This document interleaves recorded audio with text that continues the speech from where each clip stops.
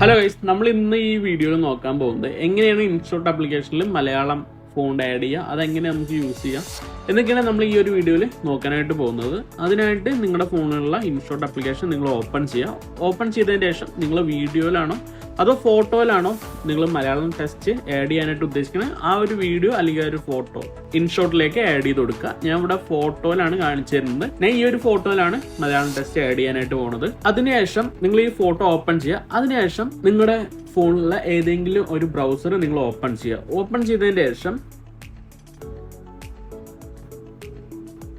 Search bar രതീഷ്.in എന്ന് പറഞ്ഞിട്ട് search ചെയ്യുക. സെർച്ച് ചെയ്യുമ്പോൾ ഈ ഒരു സൈറ്റ് നിങ്ങൾക്ക് ഓപ്പൺ ആയിട്ട് വരും.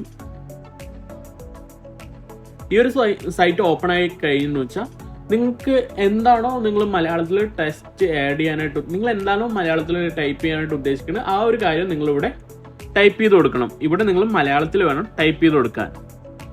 ഞാൻ ഇവിടെ മേഘം എന്ന് മലയാളത്തിൽ ടൈപ്പ് ചെയ്ത് കൊടുക്കുകയാണ്. അപ്പോൾ നിങ്ങൾ താഴേക്ക് സ്ക്രോൾ ചെയ്ത് കഴിഞ്ഞാൽ ഈ ഒരു സൈറ്റ് നമുക്കിതൊരു കോഡ് രൂപത്തിലാക്കി തരും. നിങ്ങൾ ആ ഒരു കോഡ് ഇവിടുന്ന് കോപ്പി ചെയ്യണം. ഇപ്പോൾ ആ ഒരു കോഡ് ഇവിടെ കോപ്പി ആയിട്ടുണ്ട്. അതിനുശേഷം വീണ്ടും നിങ്ങൾ ഇൻഷോട്ട് ആപ്ലിക്കേഷൻ ഓപ്പൺ ചെയ്യുക. ഓപ്പൺ ചെയ്തതിന് ശേഷം നിങ്ങൾ ആ ഒരു കോഡ് ഇവിടെ പേസ്റ്റ് ചെയ്യുക. പേസ്റ്റ് ചെയ്തതിന് ശേഷം നിങ്ങളുടെ ഫോണിലുള്ള ഏതെങ്കിലും ഒരു മലയാളം ഫോണ്ട് ഇതിലേക്ക് ആഡ് ചെയ്ത് കൊടുക്കണം.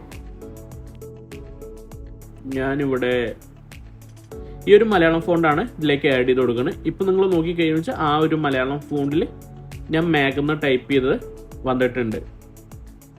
ഇനി നിങ്ങൾക്ക് ഇതിൻ്റെ കളറ് കാര്യങ്ങളൊക്കെ നിങ്ങൾക്ക് ഇൻഷോട്ടിൽ തന്നെ ചേഞ്ച് ചെയ്യാനായിട്ട് പറ്റും.